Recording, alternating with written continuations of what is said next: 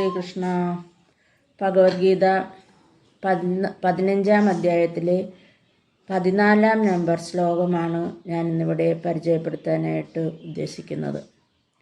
അഹൗ വൈശ്വാനരോ ഭൂത്വാ പ്രാണിനാൻ ദേഹമാശ്രിതഃ പ്രാണാപാനസമായുക്തഃ പജാമന്യം ചതുർവിധം.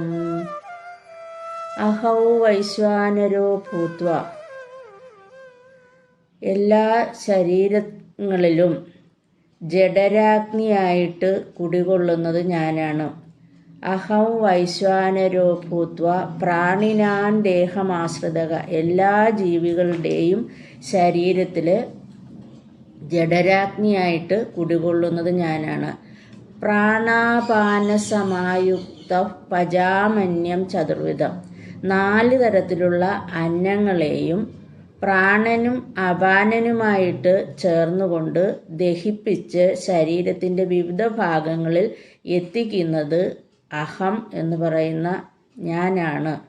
അതായത് നമ്മൾ കഴിക്കുന്ന ഭക്ഷണത്തിനെ ദഹിപ്പിക്കുന്ന ദഹനരസമായിട്ട് പ്രവർത്തിക്കുന്നത്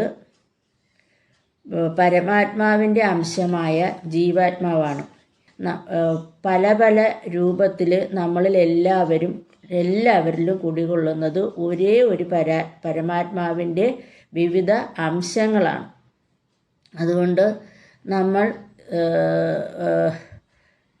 ഭക്ഷണം വിശക്കുമ്പോൾ നമ്മൾ ഭക്ഷണം കഴിക്കണം. നമ്മൾ ഭക്ഷണം കഴിക്കാതിരുന്നാൽ നമ്മൾ ഭഗവാനെയാണ് ബുദ്ധിമുട്ടിലാക്കുന്നതെന്ന് മനസ്സിലാക്കണം.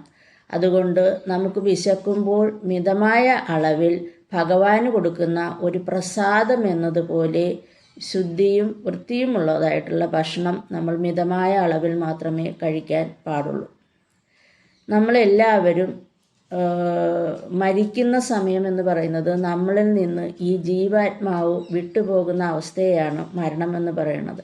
ഈ ജീവാത്മാവ് നമ്മുടെ ശരീരത്തിൽ നിന്ന് വിട്ടുപോയാലും നമ്മുടെ ശരീരത്തിൽ ഭക്ഷണം കഴിക്കുന്നതായിട്ടുള്ള എല്ലാ അവയവങ്ങളും, അതായത് വായ, നാക്ക്, പല്ല്, അന്നനാളം, കുടൽ, ഇവയെല്ലാം നമുക്കുണ്ടെങ്കിലും നമുക്ക് ഭക്ഷണം കഴിക്കാൻ സാധിക്കുന്നില്ല.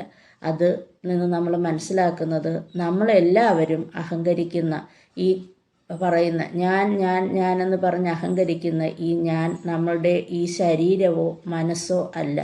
അത് നമ്മുടെ പരമാത്മാവിൻ്റെ അംശമായ ജീവാത്മാവാണ് എല്ലാ ശരീരങ്ങളിലും കുടികൊള്ളുന്നത്.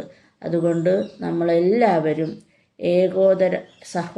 സാഹോദര്യത്തോടു കൂടി സ്നേഹത്തോടും കൂടി വർത്തിക്കണം. ആരും ആരേക്കാളും വലുതോ ചെറുതോ അല്ല. ഇതാണ് ഈ ശ്ലോകത്തിൽ നിന്ന് നാം മനസ്സിലാക്കേണ്ട തത്വം. എല്ലാവരും ഗീത വായിക്കൂ, പഠിക്കൂ, ജീവിത ആധാരമാക്കൂ. സർവം ശ്രീകൃഷ്ണാർപ്പണമസ്തു.